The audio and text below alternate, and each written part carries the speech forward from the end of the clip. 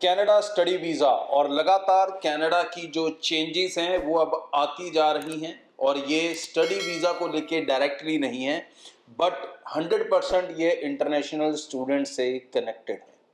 अब कनाडा जो नया अनाउंसमेंट उनकी तरफ से आया है दैट इज़ कि उनको पास नई रिकमेंडेशन आई है सीआरएस को चेंज करने की। सीआरएस है क्या, इसे समझ लें और कैसे ये स्टूडेंट्स को अफेक्ट करता है। सीआरएस है क्यूमुलेटिव रैंकिंग सिस्टम।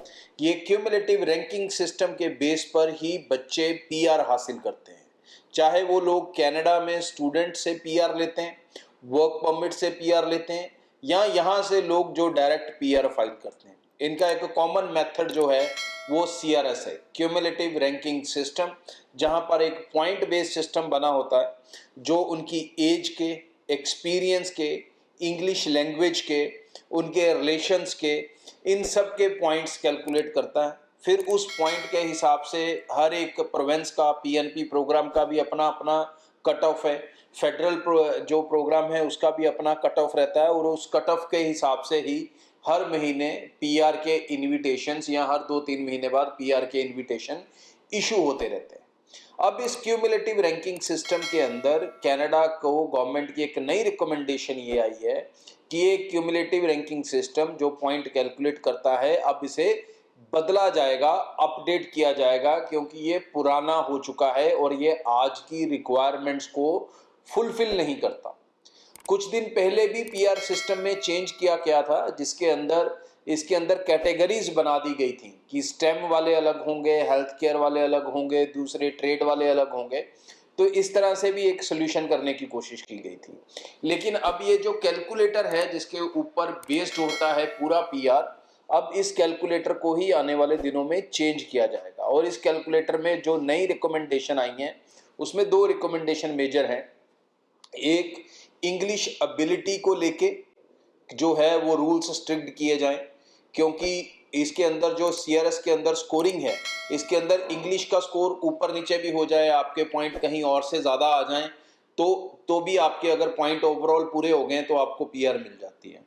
बट अब इंग्लिश को लेके वो रिजिड हो जाएंगे, क्योंकि हम देखते हैं कई प्रोविंसेस के अंदर 5 बैंड के साथ भी पीआर हो जाती है, 6.5 बैंड के साथ भी हो जाती है और कई जगह 888 ही चाहिए। तो इसे लेकर भी वो सख्त होने जा रहे हैं। और सेकंड, उन्होंने कहा है कि अब जॉब और एक्सपीरियंस ये तो बहुत लोगों के पास होता है बट इससे ये साबित नहीं होता कि वो बंदा वाकई स्किल्ड है। तो अब वो स्किल्ड है ये फाइंड आउट करने के लिए ये भी रखा जाए ध्यान में कि उसकी सैलरी कितनी है, उसकी लास्ट अर्निंग्स क्या चल रही हैं, वो कितना कमा रहा है, उसके हिसाब से भी ये कैलकुलेटर सिस्टम उसके पीआर पॉइंट्स को अफेक्ट करना चाहिए। क्योंकि हम अक्सर देखते हैं कि कई लोग एक ही कंपनी में एक ही तरह की जॉब करते हैं, दोनों को 10 साल हो जाते हैं वहाँ पर जॉब करते हैं, पर कोई बंदा उस कंपनी में 10 साल बाद भी 20,000 कमा रहा है और कोई 10 साल बाद वहाँ पर 1 लाख कमा रहा है। तो मतलब अगर वो 1 लाख कमा रहा है तो उसमें स्किल ज़्यादा है, अगर वो 20,000 पे रह गया है तो मतलब उसमें स्किल कम है। तो इस फैक्टर को उन्होंने पकड़ा है और इस फैक्टर के बेस पे आपका पीआर पॉइंट सिस्टम अफेक्ट होगा। मैं लगातार इंटरनेशनल स्टूडेंट्स को जो जाना चाहते हैं यहाँ से या जो वहाँ पर भी हैं, मैं पिछले 3-4 शो से ये लगातार आपको समझाने की कोशिश कर रहा हूँ कि आने वाला जो समय है वो अच्छी एजुकेशन और अच्छी करियर अपॉर्चुनिटीज़ को लेके समय है। अब आने वाला कनाडा का समय ये नहीं है कि आप यहाँ से पढ़ने जाएं और वहाँ पर जाके ट्रक चलाएं।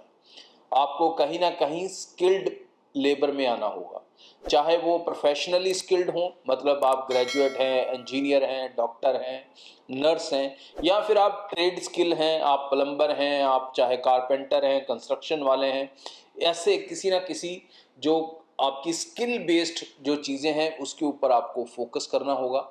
स्टोर वाली जॉब्स, एडमिनिस्ट्रेशन वाली जॉब्स, छोटी मोटी जॉब्स अब आपको पीआर लेना मुश्किल कर देगी कनाडा में आने वाले टाइम।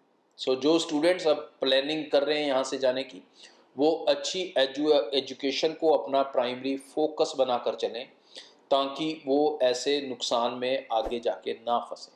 सो यहाँ से जो कोर्सेज आप लेके जाओ वो ध्यान रखो कि आप ज़्यादा से ज़्यादा टेक्निकल कोर्सेज में जाओ। कनाडा की जो रीसेंट स्टडी आई थी, एक रिपोर्ट पिछले दिनों, जिसमें बताया गया था कि 2023 में 60% से ज़्यादा स्टूडेंट जो है वो सिर्फ बिजनेस कोर्सेज में आया है, और जबकि बिजनेस कोर्सेज के अंदर बहुत ज़्यादा जॉब अपॉर्चुनिटी या लेबर शॉर्टेज नहीं है।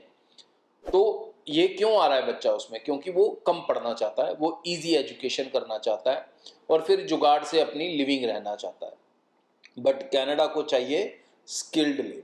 तो अब जो नए बच्चे जा रहे हैं उन्हें कहीं ना कहीं अच्छी एजुकेशन की तरफ मुड़ना होगा, और इसी मुड़ने को लेके कल एक और वीडियो मैं आपको डालूंगा, जिसके अंदर कुछ स्पेशल कोर्सेज के अंदर आपकी पूरी कनाडा एजुकेशन के ऊपर आपको लोन मिलेगा।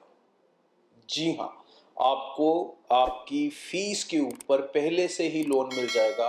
आपको यहाँ से पूरी फीस देकर नहीं जाना होगा, और आपकी फीस फुल पेड आएगी, क्योंकि वो लोन वाली जो कंपनी होगी वो आपकी फीस पे करेगी कॉलेज को। तो आपका एलओए पूरा फिल्ड आएगा, और वहाँ पर जाके आपको अपने कॉलेज की फीस इंस्टॉलमेंट्स में देनी होगी। तो ये ऐसी अपॉर्चुनिटीज अब आने वाले समय में आने वाली हैं जो आपके लिए बहुत ज़्यादा फायदा भी करेंगी। लेकिन ऐसी ऑप्शंस के लिए आपके पास सिलेक्टेड कोर्सेज होंगे, सिलेक्टेड कॉलेजेस होंगे, और टेक्निकल एजुकेशन होगी, ये मैं पहले बता दूं, जिसमें ज़्यादातर नॉन मेडिकल और मेडिकल स्टूडेंट्स फिट होंगे। तो जो दूसरे बच्चे भी अभी भी जा रहे हैं उनको भी मैं एडवाइस करता हूँ कि go for a career oriented education, ना कि सिर्फ कनाडा वीज़ा। कनाडा वीज़ा हर किसी को मिल रहा है, जो भी बच्चा एलिजिबल है, जो भी पीएल ले रहा है, जो भी फाइल लगा रहा है, तकरीबन 90% प्लस वीज़ा ही ले रहा है। तो वीज़ा आपका खतरे में नहीं है, खतरे में होगा आपका फ्यूचर, आपकी सेटलमेंट्स, आपके वर्क परमिट्स। उसकी तैयारी आपको आज लेकर चलनी होगी, क्योंकि जो भी एजुकेशन आप सेलेक्ट करेंगे वो ही आपका फ्यूचर का बेस बनेगी आपकी सेटलमेंट्स को लेकर। सो आगे भी इस चैनल के जरिए रेगुलर अपडेट आपसे शेयर होंगे, और इसे आप वार्निंग मान लें, सलाह मान लें, रूल मान लें, सिस्टम मान लें, लेकिन ये आने वाले दिनों में अफेक्ट करने वाला है। तो अपने डिसीजंस सोच समझ कर लेना शुरू करें। Thank you.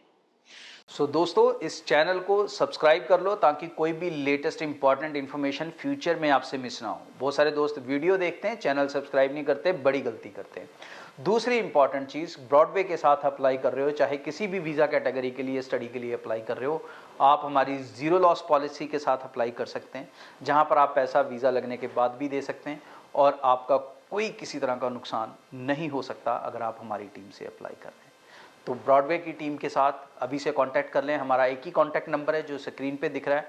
ऑफिस हमारे पूरे नॉर्थ इंडिया में हैं।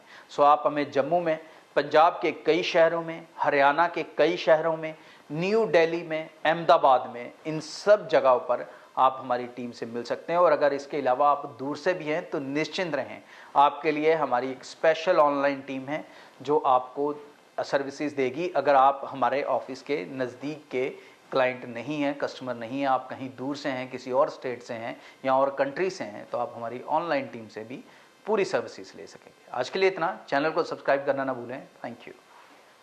ब्रॉडवे ਤੁਹਾਡੇ ਵਿਦੇਸ਼ ਜਾਣ ਦੇ ਸੁਪਨਿਆਂ ਨੂੰ ਦੇਵੇਗਾ ਹਕੀਕਤ ਦੀ ਉਡਾਨ।